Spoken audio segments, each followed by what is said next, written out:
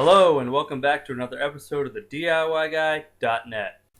Today we're going to show you how to replace your cabin air filter on a Nissan Sentra. This one's an '07. Unlike the previous model where you actually had to remove the glove box to gain access to the filter housing, this one's right here on the driver's side.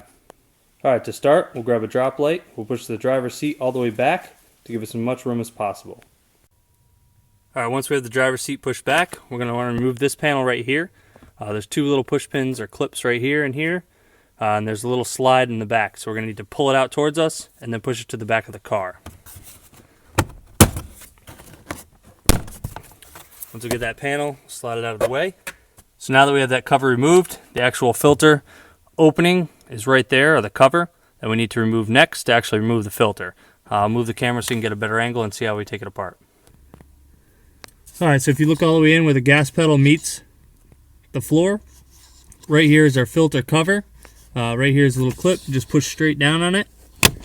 It'll pop off, unhinge the top. You can slide that cover out of the way. This is your actual filter. It's easy to push in on it, slide it up, grab this filter end, and remove it. It's a flimsy filter, so it should come out pretty easily. Alright, before we put the new filter in, we just want to give you a quick comparison between our new filter we just unpackaged and the old one we just removed. This one probably has about 10,000 miles. You can see the difference on how black it is. So just remember, you are breathing that air, and they are relatively cheap and easy to change. So if you haven't changed it already in your car, you might want to think about doing it. It does take a little bit of patience and finesse to get the new filter in. The best way is to keep it straight in line, just squeeze it together, kind of feed it in and let it fan out as it gets into the box. That seems to be the best way that I found to do it. It doesn't damage it, kind of just springs back to its normal state once you get it all the way in. Now that we got it all the way in, we can go ahead and reinstall the door. Alright, to put the cover back on, you're going to need to push the top in first, get that snap to snap in, and then we'll go to the bottom and just kind of push down on it and push in towards the center of the car, and it should snap on and lock on.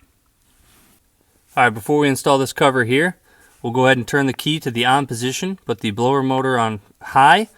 We'll come back down, we'll check the filter door to make sure we don't hear any air escaping and make sure that it is properly sealed before we put the cover on.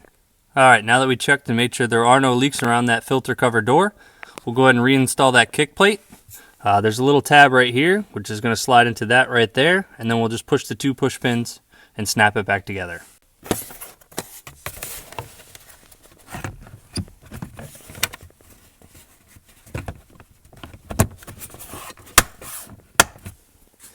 So with those two clips clipped together, holding the kick panel in position, that's it. You just replaced a cabin air filter in your Nissan Sentra. Thanks for watching another episode of the DIYguy.net. If you just finished building you the subscribe button, click that to get the latest DIY fixes delivered right to you. If you just finished building you the What's Next button, you can click that and we'll help you figure out what you want to fix next.